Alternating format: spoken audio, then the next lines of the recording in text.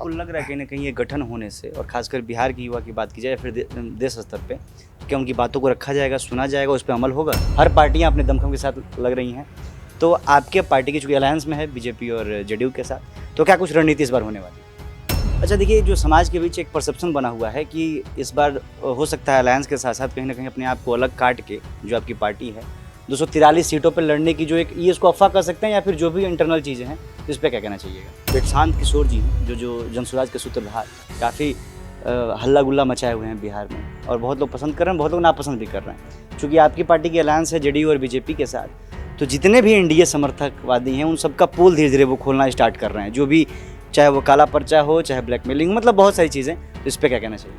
देखिए वो ये भय है कहीं ना कहीं? नहीं, कोई भय नहीं है। वो लिमिटेड कंपनी चला रहा है।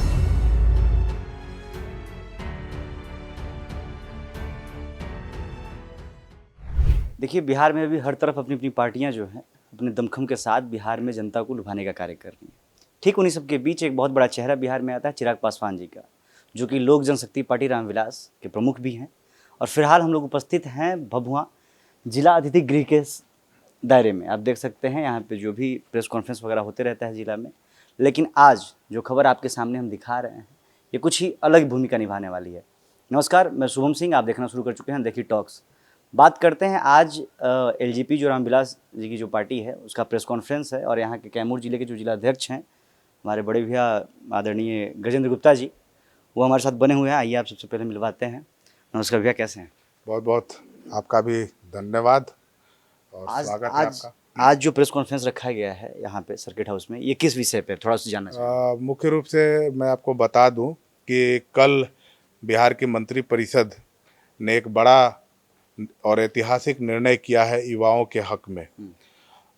युवा आयोग के गठन को लेकर प्रस्ताव पारित किया गया है, और ये युवा आयोग के गठन का जो मुद्दा था, ये 2014 से लगातार हमारी पार्टी के सुप्रीमो और जो राष्ट्रीय अध्यक्ष हमारे और कैबिनेट मंत्री युवाओं के हृदय सम्राट हैं और बिहार के भविष्य भी हैं, और उनके तरफ से लगातार ये मांग उठाया जा रहा था सदन से लेकर सड़क तक कि बिहार में युवा आयोग का गठन होना चाहिए, पूरे देश में युवा आयोग का गठन होना चाहिए, और युवाओं के हक अधिकार के लिए इस आयोग के गठन की बहुत ही आवश्यकता थी, क्योंकि युवाओं की तमाम तरह की जो समस्याएं थी, उन समस्याओं को युवा अपने किसी फोरम पे नहीं रख पा रहे थे। तो आपको लग रहा है कहीं ना कहीं ये गठन होने से, और खासकर बिहार की युवा की बात की जाए, फिर देश स्तर पे, तो क्या उनकी बातों को रखा जाएगा, सुना जाएगा, उस पर अमल होगा? एकदम अमल होगा, और निश्चित तौर पर युवाओं की समस्याओं का बहुत त्वरित तरीके से अब निदान हो पाएगा।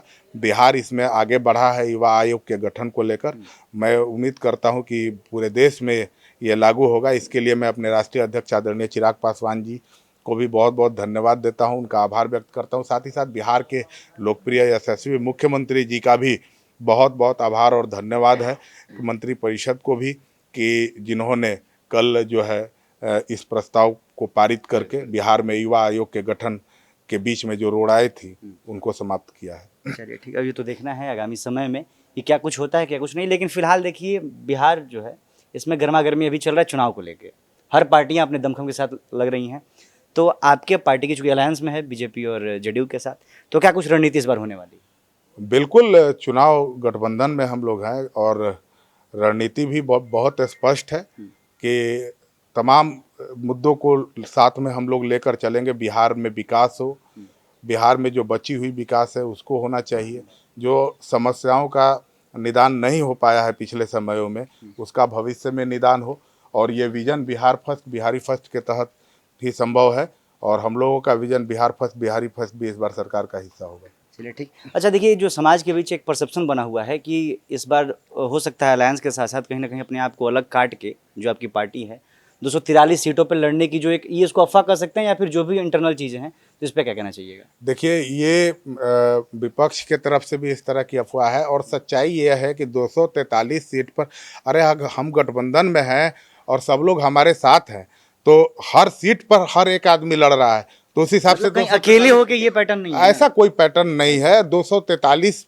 पर कहने का मतलब ये है कि हम लोग गठबंधन में हैं और पूरी मजबूती से गठबंधन में हैं, तो हर एक सीट पर एक दूसरे के साथ हम लोग लड़ रहे हैं। मतलब सबकी भागीदारी रहेगी। बिल्कुल भागीदारी रहेगी। देखिए अभी प्रशांत किशोर जी हैं जो जनसुराज के सूत्रधार, काफ़ी हल्ला गुल्ला मचाए हुए हैं बिहार में, और बहुत लोग पसंद कर रहे हैं, बहुत लोग नापसंद भी कर रहे हैं।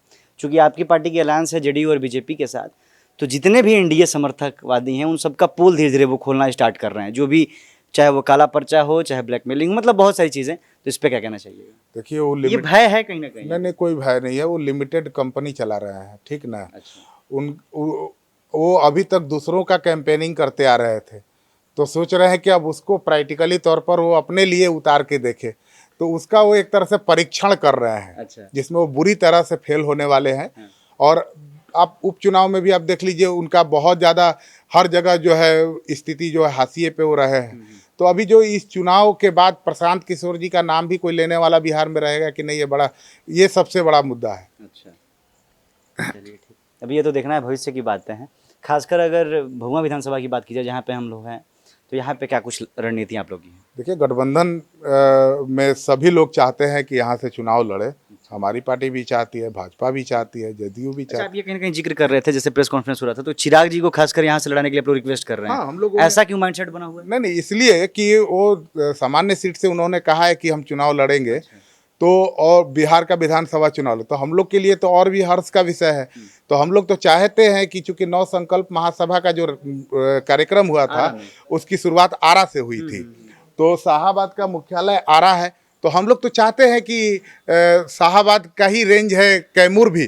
तो हम चाहते हैं, चूंकि कैमूर में एक चीज़ और मैं आपको बहुत इंटरेस्टिंग है कि उन्होंने अपने राजनीतिक जीवन की पहली सभा अगर औपचारिक रूप से कहीं उन्होंने किया था तो भभुआ के नगर पालिका के मैदान में 2013 में किया था। अच्छा। तो ये भभुआ का नगर पालिका मैदान उनके राजनीतिक जीवन में प्रवेश के समय का सबसे बड़ा पहला जो है सभा का गवाह बना है।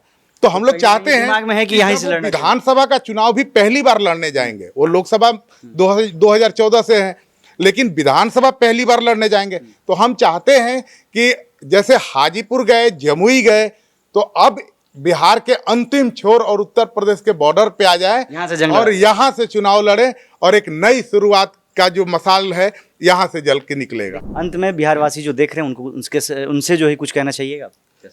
नहीं, बिल्कुल। आप सभी बिहारवासी के जो भी दर्शक हैं, आप सब लोग का मैं बहुत बहुत आभार व्यक्त करता हूँ, धन्यवाद करता हूँ और सबको बधाई देता हूँ कि शुभम जी ने अपना बहुमूल्य समय निकालकर हम लोगों के लिए आए। इसके लिए भी मैं बहुत बहुत बधाई देता हूँ, धन्यवाद देता हूँ और mission Bihar first, Bihari first की सफलता के लिए असीम शुभकामनाएं प्रेषित करता हूँ।